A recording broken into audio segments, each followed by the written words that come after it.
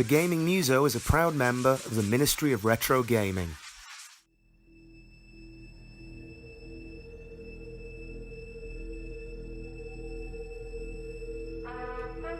Eons ago, 8-bit reigned supreme. I grew up playing Nintendo, and for a time, it was good. That is until something else came along.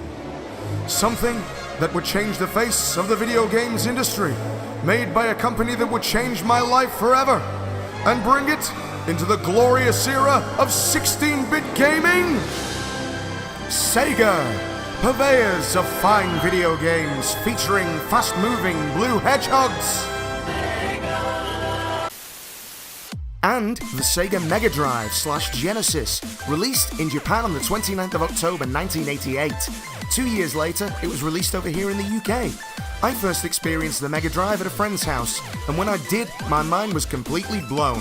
The graphics, the sound, the gameplay. Speaking of gameplay, let's take a look.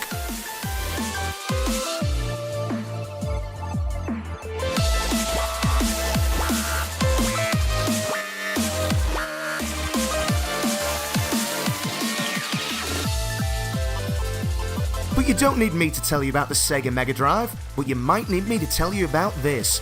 This is a Sega Mega Drive model from Retro Electro Models.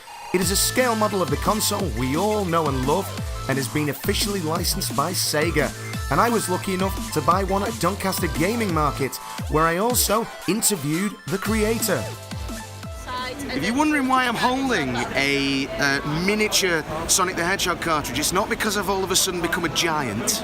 It's because I'm here with the Retro Electro Models guys, and these guys are making awesome scale models of retro consoles. How are you doing today, guys? Good.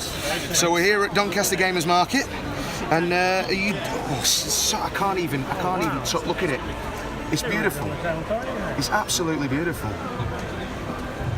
All the switches work and everything on them as well. So you've done the Mega Drive ones. Have you got other consoles in the works at the moment? We have. We can't name any names, but we've got a good relationship with Sega at the moment. Right. Which is a hint. And we're speaking to two of the probably top 5 biggest games console producers in the world over history.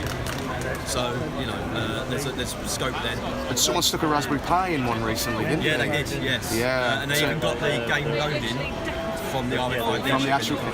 That's absolutely incredible. Yeah. So I'm assuming that you might want to start doing that in future as well as doing the models, doing like the little miniature consoles. But you probably do them better than At Games who are doing the mini Sega ones. Yeah. I mean, that'd be great. Obviously at the moment, I didn't want the systems ruined by having USB ports on the front. Of course. To concentrate on the absolute detail. So that's what we've gone detail for. Even on the control pad is incredible. Yeah, I mean it took a lot of work. There was a lot of come back, with prototypes. That's not right. The colours aren't quite right. So, and as I said, even on the box, it's a full, absolute scan of the original box. That's absolutely incredible. And even on the back of the ports on the Mega Drive, which no one knows what that actually does on a real Mega Drive, but the hole's there. Wow. You can definitely tell when people certainly put a lot of effort into their labour, can't you? This is absolutely phenomenal. Now that I have everything home, let's open up the box and take a look at what we've got inside.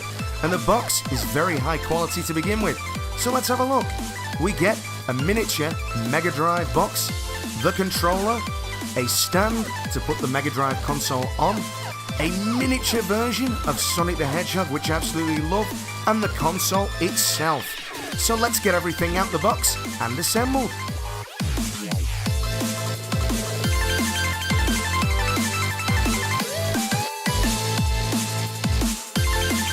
So you can see that the console itself is a very high quality injection molded design rather than 3D printed.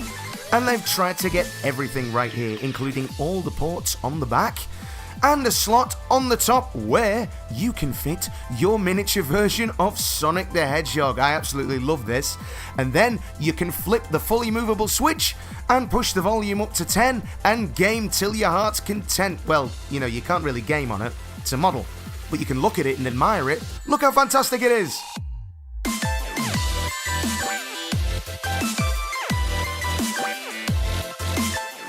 If you want to get an idea just as to how detailed this model actually is, you can do what I've done and stick it next to its big brother.